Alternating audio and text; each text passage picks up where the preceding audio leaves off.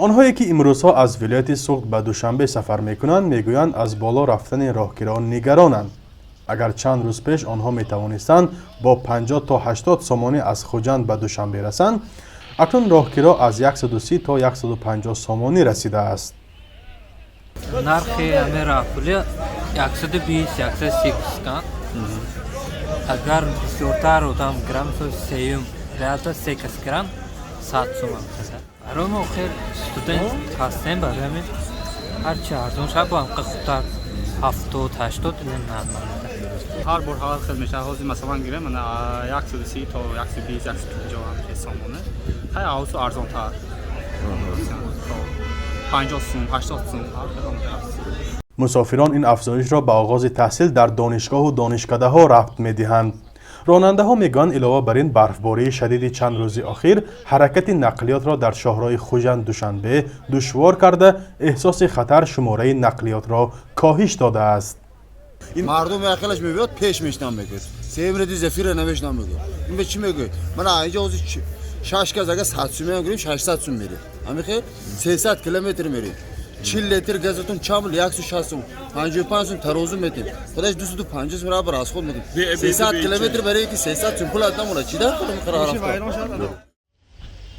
در همین حال مسئولان ترمینال سوخت میگویند قیمتشوی راهگیرها در فصل زمستان موافق به نرخگذاری‌های وزارت نقلیات است. بنا بر فرمان وزیر نقلیات راهگیرهای 1 کیلومتر راه خوجند دوشنبه 2.5 سامانی معین شده است. برای یک نقلیات از روی این نشانداد 750 سامانی راست میآید. در فصل گرما این نرخ ارزانتر است.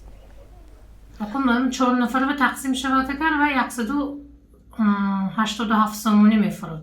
برای 6 نفر 125 سامانی میفروخت. ما حسابی میانه که دید ماهای به حالی و از 100 سامان تا 120 سامان معلومات پیشنهاد میکنیم برای راهگیرها یک طرف.